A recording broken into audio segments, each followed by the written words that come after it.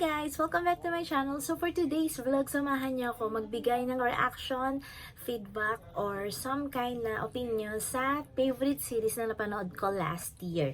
At ito guys, yung series na Queen Maker. So ang pinaka-starring or pinaka-lead role sa series na to na napapanood ko or makikita niyo pa rin sa Netflix ay si Kim Hee-ae. Ang character niya na ginampanan ay si Hwang Do-hee. Siya yung pinaka-lead. Siya ang tinatawag na Queen Maker dito sa series na to kasi napakagaling niya talaga guys. At promise talaga super may mapupulot kayong aral dito sa series na to. Ang Queen Maker meron siyang 11 episodes and then more than an hour siya every episode. Pero promise, each episode talaga namang magugustuhan nyo at aabangan nyo talaga. Siguro tinapos ko lang to ng 2 days dahil kasi syempre nag-work ako. Pero promise, ang galing niya. Nag-start ang series na to sa pagiging strategy manager ni Hwang Do-hee sa isang napakalaking kumpanya.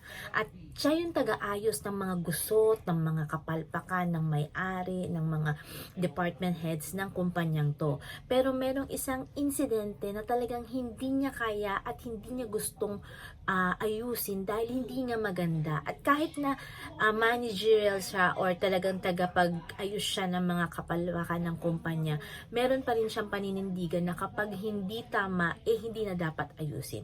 So doon nag-start yung pinaka-plot ng series. At dito, kalaban niya pa muna dito si Oh Young-suk or si Moon So-ri in real life.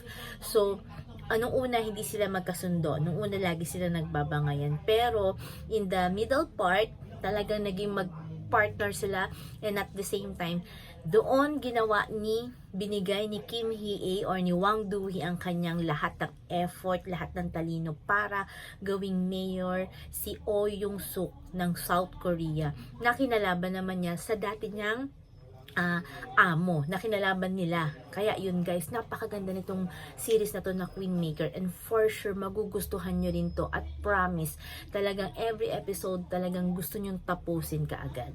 So if you want, pwede nyo pa rin siya mapanood sa iba't ibang site gaya ng Netflix. So, ayan guys, samahan nyo pa ulit ako sa mga susunod ko pang reaction, feedbacks, or kung meron kayong gustong suggestion na feedback sa akin or ipanoorin ko para magkaroon ako ng reaction, just write it down below, comment down below guys. So napakaganda nitong Queen Maker na to. Pinalabas pala to guys noong April ng year 2023, pero until na mapapanood pa rin siya sa mga iba't ibang sites ng mga like ng Loklok at saka ng Netflix. So samahan niyo pa ulit ako sa mga susunod ko pang vlogs dito lang sa aking YouTube channel.